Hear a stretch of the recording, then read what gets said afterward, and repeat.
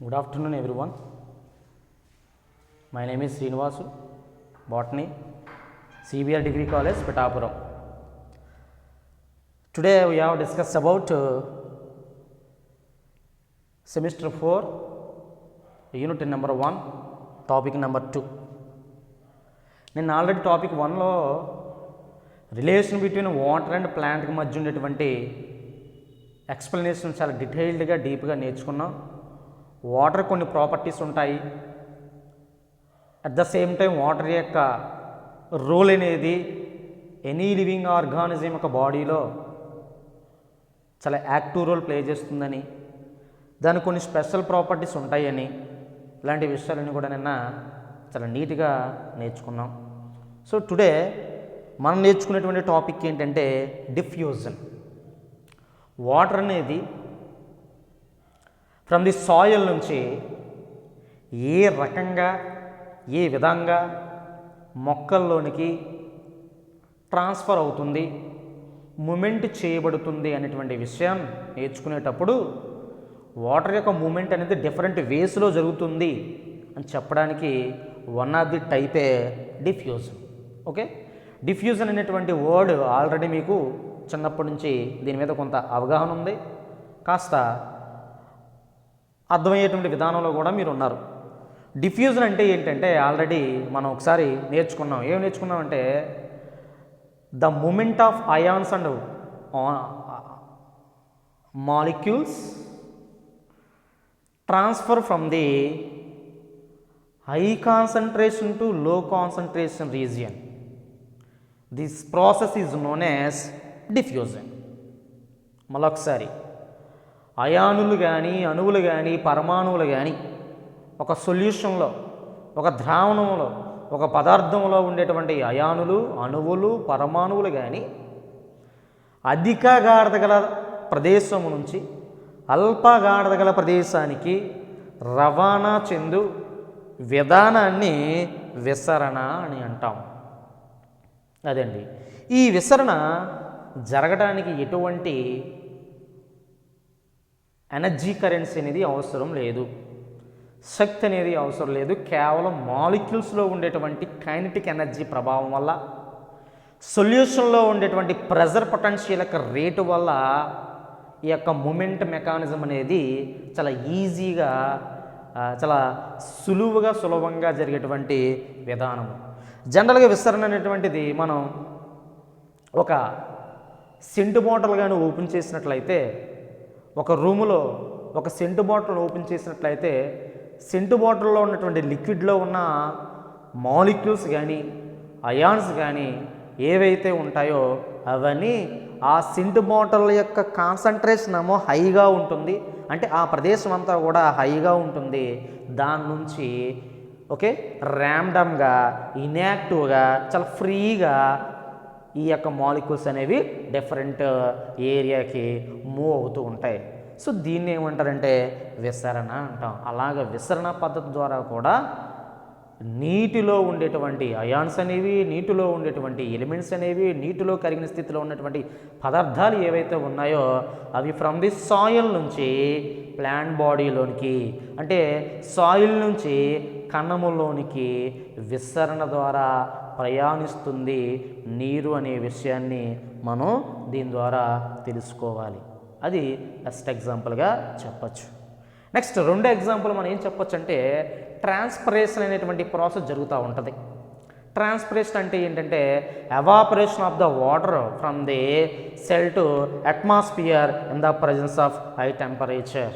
అంటే ఏంటంటే అధికంగా కాంతి ఉన్నప్పుడు కణాల్లో ఉన్న నీరు నీటి ఆవిరి రూపంలోకి మారి పత్రరంధ్రాల ద్వారా వాతావరణంలోనికి కోల్పోయే ప్రక్రియను ఏమంటారంటే బాష్పోసేకం అంటారు. ఈ బాష్పోసేకం అనే ప్రక్రియ కూడా ఈ విసరణ మెకానిజం ద్వారానే జరుగుతుంది.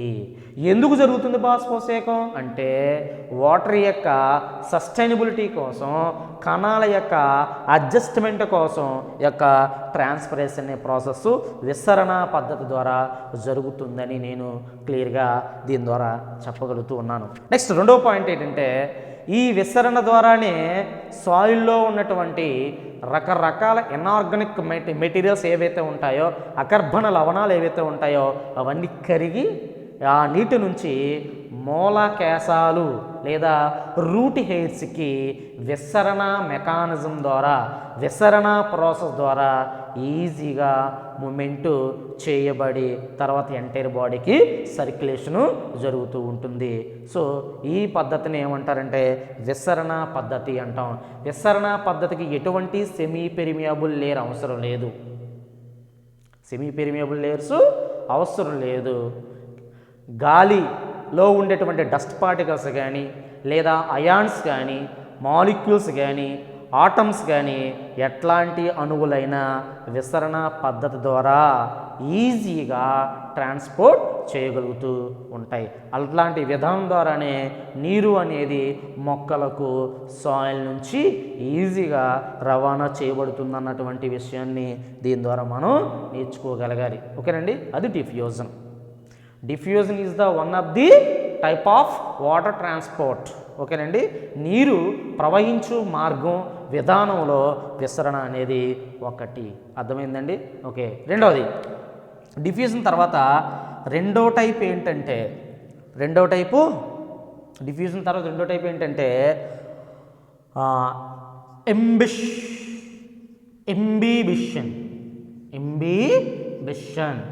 ఇంబిబిషన్ అనగా తెలుగులో నిపానము అంటాం. నిపానము అనగా అంటే ఏంటంటే వాటర్ని అబ్జార్బ్ చేసుకునేటువంటి క్యాపబిలిటీని, సామర్థ్యాన్ని, పీల్చుకోబడే గుణాన్ని ఏమంటారంటే నిపానము అంటాం. ఏమంటారు? నిపానము అంటాం. ఒక విత్తనం కానీ, ఒక వుడ్ కానీ, లేదా ఒక రాయి కానీ, ఏదైనా సాయిల్ పార్టికల్స్ కానీ స్పాంజ్ వలె వాటర్ని అబ్జార్బ్ చేసుకొని పీల్చుకొని అవి స్వెల్లింగ్ చెందుతూ ఉంటాయి. ఇలా పీల్చుకోబడే గుణాన్ని ఏమంటారంటే నిపానము అంటాం. పీల్చుకునే ప్రాసెస్ని ఏమంటారంటే నిపానము అని అంటాం. ఆ రకంగా నిపానం ద్వారా కూడా వాటర్ యొక్క ట్రాన్స్పోర్ట్ అనేది ఫ్రమ్ ది సాయిల్ నుంచి ప్లాంట్లోనికి చేరుతుంది అన్న సంగతి మనం నేర్చుకోవాలి. ఓకే, నిపానం అంటే అది. ఇంబిషన్ అంటే ఏంటండి? ఇంబిషన్ అంటే ఏంటి? వాటర్ని అబ్జార్ప్షన్ చేసుకునేటువంటి క్వాలిటీని, గుణాన్ని, క్యాపబిలిటీని ఏమంటారంటే నిపానము అని అంటాము. ఓకే, పీల్చుకునేటువంటి మెటీరియల్ని ఏమంటారంటే పదార్థాన్ని ఏమంటారంటే నిపాని అంటాం. ఏమంటారు? నిపాని. పీల్చుకోవటాన్నమో నిపానం అంటాము. పీల్చుకునే పదార్థాన్ని, మెటీరియల్ని ఏమంటారండి నిపాని అంటారు. నిపాని అంటారు. ఇక్కడ నిపానం అనే ప్రాసెస్ దేని మీద డిపెండ్ అయి జరుగుతూ ఉంటుందంటే మెటీరియల్కి మరియు సరౌండింగ్ అట్మాస్ఫియర్ యొక్క నేచర్కి మధ్య అండర్స్టాండింగ్ని బట్టి ఈ యొక్క నిపానం అనేటువంటి ప్రాసెస్ జరుగుతూ ఉంటుంది. ఓకేనండి, నిపానం అంటే ఏటట పీల్చుకోబడేటువంటి సామర్థ్యాన్ని నిపానం అని అంటాము. పీల్చుకునేటువంటి పదార్థాన్ని నిపాని అని అంటాము. నిపాని. ఓకే, మాయిశ్చర్ని కానీ మరి హ్యూమిడిటీని కానీ లేదా వాటర్ని కానీ ఈ యొక్క రకరకాల పదార్థాలు పీల్చుకుంటూ ఉంటాయి. కొన్ని పదార్థాలు హెవీగా పీల్చుకుంటాయి, కొన్ని లోగా పీల్చుకుంటాయి, కొన్ని వెరీ లోగా పీల్చుకుంటాయి. ఇలా లోగా, హెవీగా, వెరీ లోగా పీల్చుకోవడానికి కావలసినటువంటి డిఫరెన్సెస్ తేడా ఏంటంటే ఆ యొక్క పదార్థానికి ఉన్నటువంటి కొలాయిడల్ నేచర్ అంటే ఏంటంటే పీల్చుకోబడేటువంటి గుణము. ఓకేనండి, ఫర్ ఎగ్జాంపుల్ సీడ్స్ ఉంటాయి, విత్తనాలు ఉంటాయి. అన్ని విత్తనాలు ఒకే మెటీరియల్ తోటి ఫుడ్ మెటీరియల్ని స్టోర్ చేయబడి ఉండవు. కొన్ని సీడ్స్ అనేవి కార్బోహైడ్రేట్స్ రూపంలో ఉంటాయి, కొన్ని సీడ్స్ అనేవి లిపిడ్స్ రూపంలో ఉంటాయి, కొన్ని సీడ్స్ అనేవి ప్రోటీన్స్ రూపంలో ఉంటాయి. కార్బోహైడ్రేట్స్ రూపంలో ఉంటాయంట సీడ్స్ ఎలా ఉంటాయి? కార్బోహైడ్రేట్స్ రూపంలో ఉంటాయి. కార్బోహైడ్రేట్స్ అంటే పిండి పదార్థాలు. పిండి పదార్థాలకు ఎగ్జాంపుల్ ఏంటి? రైసు, వీట్, సోర్గం, జోవా, ఇవన్నీ కూడా కార్బోహైడ్రేట్స్కి బెస్ట్ ఎగ్జాంపుల్స్. ప్రోటీన్స్కి ఎగ్జాంపుల్స్ ఏమొస్తాయంటే పల్సెస్ వస్తాయి. పల్సస్ అంటే ఏంటంటే పప్పు గింజలు, బఠానీ కానీ, పెసలు కానీ, మినువులు కానీ, శనగలు కానీ, వేరుశనగలు కానీ ఇవన్నీ కూడా ప్రోటీన్ కంటెంట్ని స్టోర్ చేసుకునేటువంటి సీడ్స్. లిపిడ్స్ అంటే ఆయిల్ లేదా ఫ్యాట్ కంటెంట్ స్టోర్ చేసుకునేటువంటి వాటిని ఏమంటారంటే లిపిడ్ అని అంటాం. ఎగ్జాంపుల్ ఏంటి సార్ అంటే సన్ఫ్లవర్ కానీ, ఓకేనండి, ఆయిల్ ఫామ్స్ కానీ, ఓకే, ఈ యొక్క సీడ్స్ అన్నీ కూడా ఏ కంటెంట్ స్టోర్ చేసుకుంటాయంటే లిపిడ్స్ని స్టోర్ చేసుకొని ఉంటాయి. సో ఈ యొక్క విత్తనాల యొక్క నేచరు ఇన్ని రకాలుగా ఉంది. ఈ నేచర్ని బట్టి ఏ సీడ్ హెవీగా పీల్చుకుంటుందో, హెవీగా పీల్చుకోదో, తక్కువగా పీల్చుకుంటుందో మనకు అర్థమవుతూ ఉంటుంది. ఓకే, ప్రతి సీడ్ చుట్టూ ఏముంటుందంటే సీడ్ కోట్ ఉంటుంది. ఏముంటుందండి? సీడ్ కోట్ ఉంటుంది. ఆ సీడ్ కోట్ యొక్క కొలాయిడల్ నేచర్ని బట్టి, కొలాయిడల్ యొక్క క్వాలిటీని బట్టి నీటిని పీల్చుకునేటువంటి సామర్థ్యం డిపెండ్ అయి ఉంటుంది అనేటువంటి సంగతి మనం తెలుసుకోవాలి. కొన్ని పదార్థాలు కార్బోహైడ్రేట్స్ అంటే ఏంటంటే చెప్పాను కదండి, పిండి పదార్థాలు. బంగాళదుంప కానీ, రైస్ కానీ, వీట్ కానీ ఇవన్నీ కూడా కార్బోహైడ్రేట్స్ రూపంలో స్టోర్ చేయబడి ఉంటాయి. ఇవి ఏం చేస్తాయంటే నీటిలో నానబెట్టినప్పుడు, నీటిలో మనము ఉంచినప్పుడు అవి నీటిని చాలా వేగంగా పీల్చుకోలేవు, చాలా లోగా పీల్చుకుంటాయి, గ్రాడ్యువల్గా స్వెల్లింగ్ చెందుతూ ఉంటాయి. సో కాబట్టి కార్బోహైడ్రేట్స్తో ప్రిపేర్ అయినటువంటి సీడ్ యొక్క ఇంబిషన్ రేట్ అనేది లోగా ఉంటుంది. ఎలా ఉంటుందంట? లోగా ఉంటుంది. కారణం ఏంటంటారు? కార్బోహైడ్రేట్స్ అనేవి నీటిని పీల్చుకునేటువంటి గుణాన్ని తక్కువగా ఉంటుంది. ఓకేనండి. నెక్స్ట్ రెండోది ఏంటంటే ప్రోటీన్స్. ఏంటండి? ప్రోటీన్స్ అంటే మనకు అందరికీ తెలుసు, పెసలు, మినుములు, కందులు, శనగలు, ఓకేనండి, చిక్కుళ్ళు, ఇవన్నీ కూడా ప్రోటీన్ కంటెంట్తో తయారైనటువంటి సీడ్స్ ఏవైతే ఉంటాయో ఆ సీడ్స్ అన్నీ కూడా కొలాయిడల్ కంటెంట్ని రిచ్గా కలిగి ఉంటాయి. అంటే పీల్చుకునే ధర్మాన్ని హెవీగా కలిగి ఉంటాయి. సో కాబట్టి ఇవి వేగంగా వాటర్ని అబ్జార్బ్ చేసుకోగలవు. అట్ ద సేమ్ టైము చాలా వేగంగా స్పీడ్గా తన యొక్క సైజుని స్వెల్లింగ్ చేసుకోగలుగుతుంది, ఉబ్బుతుంది, పొంగుతుంది, లావ్ అవుతూ ఉంటుంది. ఇవి డైలీ మన యొక్క ఇంట్లో చూస్తూ ఉంటాం. మినపప్పు నానబెట్టిన, శనగలు నానబెట్టిన, బఠానీలు నానబెట్టిన ఏమవుతాయంటే ఆ మన్నాడికి ఆ మార్నింగ్ డే చూసేసరికి చాలా లావుగా ఉబ్బుతూ ఉంటాయి. కారణం ఏంటంటే వీటి యొక్క సీడ్ కోట్ యొక్క నేచరు లేదా తన బాడీలో ఉన్నటువంటి కంటెంట్ ప్రోటీన్తో ప్రిపేర్ చేయబడి ఉండటం వల్ల అవి స్పీడ్గా, వేగంగా స్వెల్లింగ్ చెందుతూ ఉంటాయి. సో కాబట్టి ఈ మూడింటిలో కల్లా ప్రోటీన్ యొక్క కంటెంట్తో ప్రిపేర్ సీడ్స్ యొక్క ఇంబిషన్ రేట్ అనేది హెవీగా ఉంటుంది, రిచ్గా ఉంటుంది. ఓకేనండి. నెక్స్ట్ వన్ లిపిడ్స్ అంటే ఆయిల్స్ యొక్క క్వాలిటీ ఏంటంటే హైడ్రోఫిలిక్ కండిషన్లో ఉండవు, హైడ్రోఫోబిక్ కండిషన్లో ఉంటాయి. అంటే జలాన్ని, వాటర్ని వికర్షిస్తాయి, ఆకర్షించవు. అంటే పీల్చుకోవు,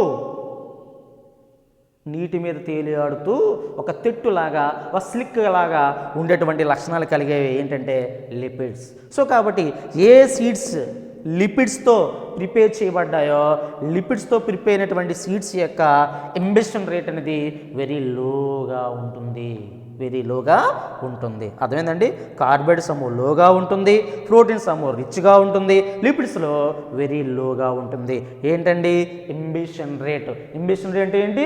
పీల్చుకోబడే సామర్థ్యము, అబ్జార్ప్షన్ రేట్ని ఏమంటారంటే ఇంబిషన్ అని అంటాము.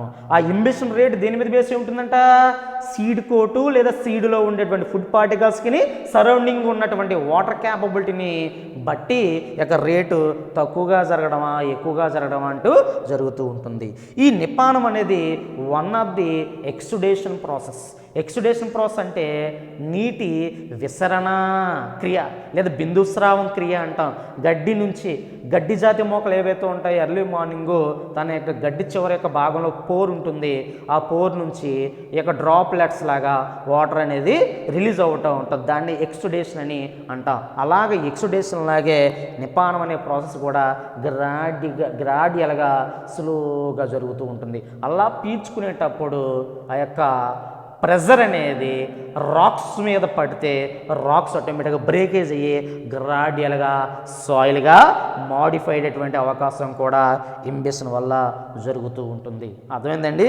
ఓకే, కొన్ని మొక్కలు లిథోఫైట్స్ అంటాం. లిథోఫైట్స్ అంటే ఏంటంటే రాక్స్ మీద పెరిగే మొక్కల్ని లిథోఫైట్స్ అంటాం. కొన్ని మొక్కలు పెరుగుతూ ఉన్నప్పుడు బండరాళ్ళలోనూ ఉన్నటువంటి వాటర్ని, హ్యూమిడిటీని పీల్చుకునేటప్పుడు ఆ పీల్చుకునేటువంటి ప్రెజర్ ఆ యొక్క రాక్స్ మీద పడి రాక్స్ గ్రాడ్యువల్గా పగిలి గ్రాడ్యువల్గా సాయిల్ లాగా అంటే నేలలాగా మృత్తికలాగా మారేటువంటి అవకాశం నిపానం వల్ల జరుగుతూ ఉంటుంది. సో కాబట్టి నీరు అనేది నిపానం అనేటువంటి ప్రాసెస్ ద్వారా కూడా సాయిల్ నుంచి ఈ యొక్క ప్లాంట్ బాడీలోనికి సర్క్యులేషన్ జరుగుతుంది అనేటువంటి విషయాన్ని మనకు అర్థమవుతూ ఉంది. దానివల్లే విత్తనాలు మొలకెట్టడం, మొలకెత్తినటువంటి ఆ మొలక పెద్దదై ఏపుగా డెవలప్ అవ్వడానికి కారణం ఏంటంటే నిపానం అనే క్రియ కూడా చాలా ఇంపార్టెంట్ రోల్ ప్లే చేస్తూ ఉంటుంది. ఓకేనండి, అది ఇంబేషన్. మూడోది ఏంటంటే ఆస్మోసిస్. ఆస్మోసిస్ ఆస్మోసిస్ అనగా ద్రవాభిసరణ.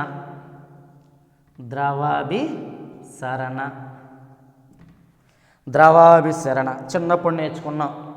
ద్రవాభిసరణ అంటే ఏంటంటే the transfer of the molecules from the low concentration to high concentration region through semi permeable layer. ఓకేనండి? ఓకే, తక్కువ గాఢత కలిగిన ప్రదేశం నుంచి అణువులు లేదా అయానులు అధిక గాఢత గల ప్రదేశానికి అర్ధపారగమ్యత్వం ద్వారా చేరడాన్ని ఏమంటారంటే ద్రవాభిసరణం అంటాం.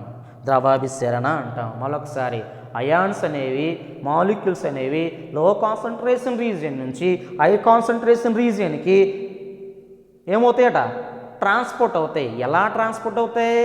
త్రూ సెమీ పెర్మియబుల్ లేయర్, అర్ధపారగమ్య త్వచము లేదా భేద త్వచము అనేటువంటి ఒక త్వచం ద్వారా ప్రయాణిస్తూ ఉంటాయి. అంటే నీరు ప్రయాణించు విధానంలో ఇదొక విధం. ఎందుకు సార్ ఈ విధం వల్ల జరగడానికి కారణాలు ఏంటి సార్ అంటే చాలా కారణాలు ఉన్నాయి. అందులో 2 కారణాలు మనం చెప్పుకుంటూ ఉందాం. ద్రవాభిసరణ ద్వారా జరిగేటప్పుడు ఈ యొక్క మొక్కకి ఏ అయాన్స్ అయితే అవసరమో, ఏ పదార్థాలు అయితే అవసరమో, ఏవైతే వాంటెడ్ పార్టికల్స్ ఉంటాయో సాయిల్ వాటర్లో అవి మాత్రమే ప్రయాణించి అన్వాంటెడ్ పార్టికల్స్ అనేవి బయటికి పుష్అవుట్ చేయడం అంటూ జరుగుతుంది. అంటే ఇక్కడ కావలసిన పదార్థాలు మాత్రమే లోపలికి చేరతాయి, అనవసరమైనటువంటి పదార్థాలు బయటికి పోతూ ఉంటాయి. సో దాన్ని ఏమంటారంటే ద్రవాభిసరణ అంటాం. ఏమంటారండి? ద్రవాభిసరణ అంటాం. ద్రవాభిసరణ అనేటువంటి ప్రాసెస్ ఓన్లీ సాల్వెంట్స్లో మాత్రమే జరుగుతుంది. అంటే ద్రావణిలో మాత్రమే జరుగుతుంది తప్ప వేరే అణువుల్లోనూ వేరే పదార్థాల్లోనూ జరగదు. ఓకేనండి? ద్రవాభిసరణ జరగాలంటే గాఢత మీద బేసే ఉండదు, భేదకత్వం యొక్క పొర చేత జరగడం అంటూ ఇక్కడ జరిగేటువంటి స్పెషల్ లక్షణంగా మనం చెప్పడానికి అవకాశం ఉంటుంది. ద్రవాభిసరణ అనేది ఎలా జరుగుతుందంట?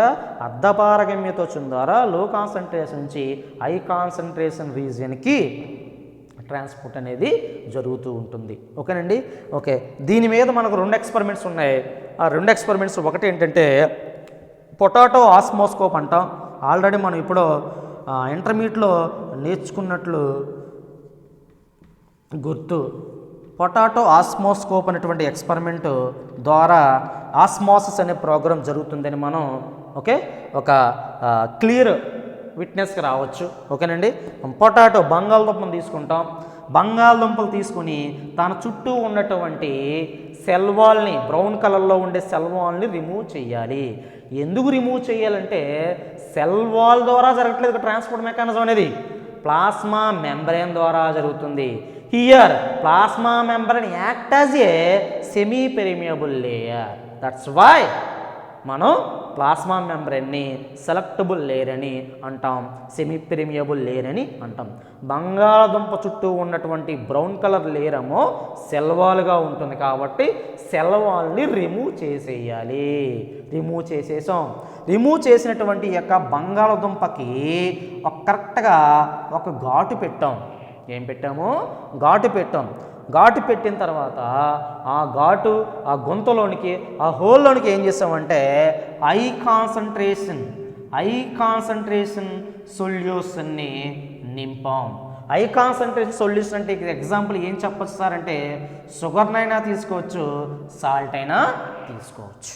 ఓకే, ఈ ఎక్స్పెరిమెంట్ తీసుకెళ్ళి ఒక బేకర్లో ఉంచాం అనమాట. ఈ బేకర్లో ఉంచి బేకర్లోనికి 3 వంతుల నీరుతోటి నింపాలి. ఓకేనండి.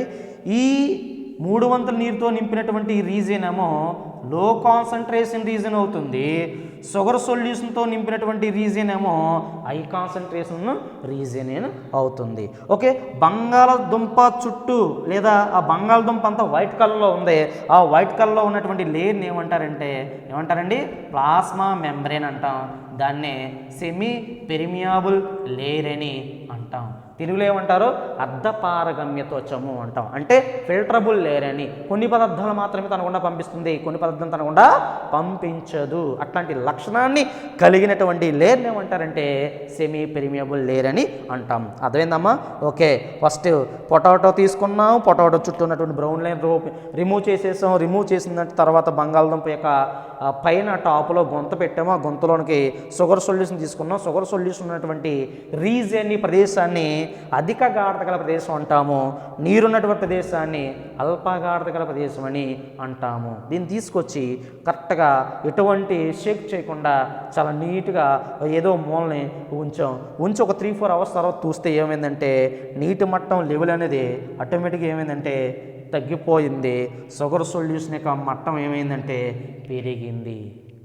అంటే దీన్ని బట్టి మీకు ఏమర్థమైందంటే కేవలం నీటి అణువులు మాత్రమే షుగర్ సొల్యూషన్ ఉన్నటువంటి యొక్క ప్రాంతానికి చేరే తప్ప షుగర్ సొల్యూషన్లో ఉండేటువంటి షుగర్ మాలిక్యూల్స్ అనేవి నీటి మట్టంలోనికి చేరలేదు. అంటే దీన్ని బట్టి అర్థం ఏంటంటే కేవలం నీటి అణువులు మాత్రమే తనకుండా పంపిస్తుంది, షుగర్ మాలిక్యూల్ని తనకుండా పంపించట్లేదు. ఇటువంటి ప్రాసెస్ని ఏమంటారండి? ఆస్మోసిస్ అంటాం. ఏమంటారు? ఆస్మోసిస్ అని అంటాము. ఇది ఫస్ట్ ఎక్స్పెరిమెంట్. రెండో ఎక్స్పెరిమెంట్ ఏంటంటే దిసిల్ ఫన్నెల్ ఎక్స్పెరిమెంట్ అంటాం. దిసిల్ గరాటు ప్రయోగం అంటాం. ఇది ఆల్రెడీ మనం నేర్చుకున్నాం. ఏంటి సార్ ఆ ప్రయోగం ఎక్స్పెరిమెంట్ అంటే ఏం తీసుకుంటామంట? ఒక దిసిల్ గరాటు తీసుకుంటాము. ఆ దిసిల్ గరాటుకి తీసుకొచ్చి దిసిల్ గరాటుని ఏం చేస్తామంటే ఒక వాటర్ బేకర్లో ఉంచుతాము. దిసిల్ గరాటు చుట్టూ ఏం ఉంచుతామంటే ఒక లేయర్ని కవర్ చేసి ఉంచుతాం. ఇక్కడ ఈ లేయర్ అనేది ఎలా పనిచేస్తుందంటే సెలెక్టబుల్ లేయర్గా పనిచేస్తుంది, ఫిల్టరబుల్ లేయర్గా పనిచేస్తుంది. దాని చుట్టూ ఉన్నటువంటి వాటర్ ఏమో లో కాన్సంట్రేషన్ రీజ్గా పనిచేస్తుంది వాటర్. ఓకేనండి. ఈ దిసిల్ గరాటులో ఏం చేసామంటే షుగర్ సొల్యూషన్ని తీసుకున్నాం. ఈ షుగర్ సొల్యూషన్ యొక్క రీజన్ ఏంటంటే హై కాన్సంట్రేట్ రీజియన్. అర్థమైందండి? ఓకే, ఈ ప్రయోగాన్ని ఇలాగా మనం సెట్ చేసి అరేంజ్ చేసి ఒక 2 లేదా 3 అవర్స్ తర్వాత చూస్తే ఏమైందంటే నీటి మట్టం ఆటోమేటిక్గా తగ్గుతుంది, షుగర్ సొల్యూషన్ మట్టం ఆటోమేటిక్గా ఏమవుతుందంటే పెరుగుతుంది.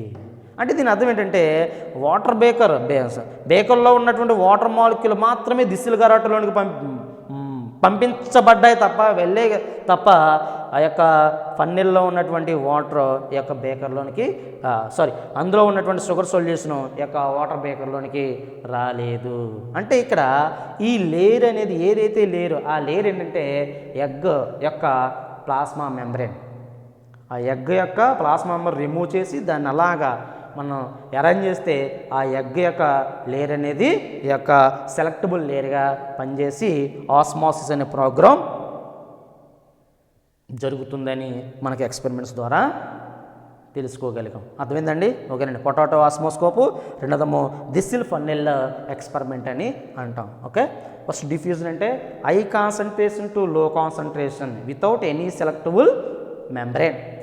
లో concentration to high concentration through selectable membrane.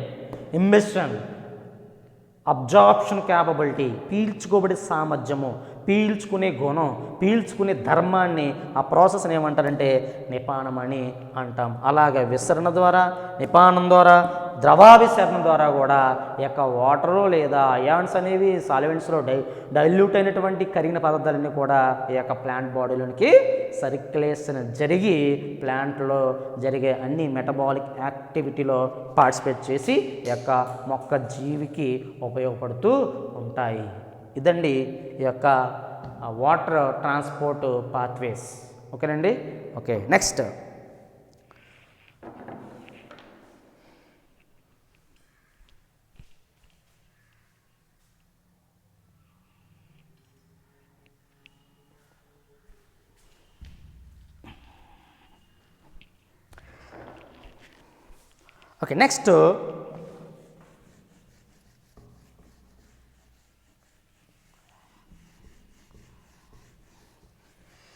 ఈ వాటర్ని అబ్జార్బ్ చేసుకోవాలంటే ప్లాంట్ వాటర్ యొక్క పొటెన్షియల్ మీద బేస్ అయి ఉంటుంది, వాటర్ యొక్క క్వాలిటీ మీద బేస్ అయి ఉంటుంది. వాటర్ని అబ్జార్బ్ చేసుకోవాలంటే ప్లాంట్ ఆ వాటర్ యొక్క క్వాలిటీ బాగుంటేనే ఆ యొక్క వాటర్ అనేది చాలా వేగంగా మొక్క పీల్చుకోబడుతుంది. మరి వాటర్ యొక్క పొటెన్షియాలిటీని, వాటర్ యొక్క ప్రాపర్టీని, వాటర్ యొక్క గుణాన్ని మనము గుర్తించాలంటే, ఐడెంటిఫై చేయాలంటే 3 టెస్టులు ఉన్నాయి, 3 పరీక్షలు ఉన్నాయి, 3 మెథడ్స్ ఉన్నాయి. ఆ 3 మెథడ్స్ ద్వారా ఆ యొక్క వాటర్ యొక్క క్వాలిటీని తెలుసుకుంటే ఆ వాటర్ మంచి వాటరా, చెడు వాటరా, ఉపయోగకరమైన వాటరా, మొక్కలు పీల్చుకునేటానికి అవకాశం ఉన్నటువంటి వాటరా, ఇలాంటి విషయాలన్నీ తెలుస్తూ ఉంటాయి. సో కాబట్టి వాటర్ పొటెన్షియల్ అనేటువంటి యొక్క టాపిక్ ఏం చెప్తుంది సార్? నీటి శక్మం అంటాం తెలుగులో. నీటి శక్మము అనేటువంటి కాన్సెప్ట్ని ఎవరు ఫైండ్ అవుట్ చేశారు sir? Taylor and Slatyer. Taylor and Slatyer అనే శాస్త్రవేత్తలు వాటర్ పొటెన్షియల్ అనేటువంటి యొక్క కాన్సెప్ట్ని డెవలప్ చేయడం జరిగింది. ఏంటి సార్ వాటర్ పొటెన్షియల్ అంటే ఏంటి?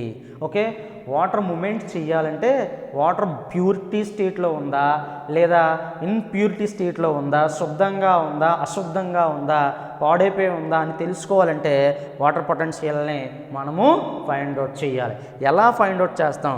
What is the water potential? Water potential అంటే ఏంటంటే ఒక సొల్యూషన్లో ఉన్న వాటర్కి ప్యూర్ వాటర్కి మధ్య డిఫరెన్స్ని కౌంట్ చేయడాన్ని ఏమంటారంటే వాటర్ పొటెన్షియల్ అంటాం. ఏమంటారండి? ఒక సొల్యూషన్, ఒక ద్రావణంలో ఉన్న నీటికి మరియు ప్యూర్ వాటర్కి మధ్య సంబంధాన్ని, భేదాన్ని మనము ఐసోలేట్ చేయడాన్ని లేదా గుర్తించడాన్ని ఏమంటారంటే వాటర్ పొటెన్షియల్ అని అంటాం.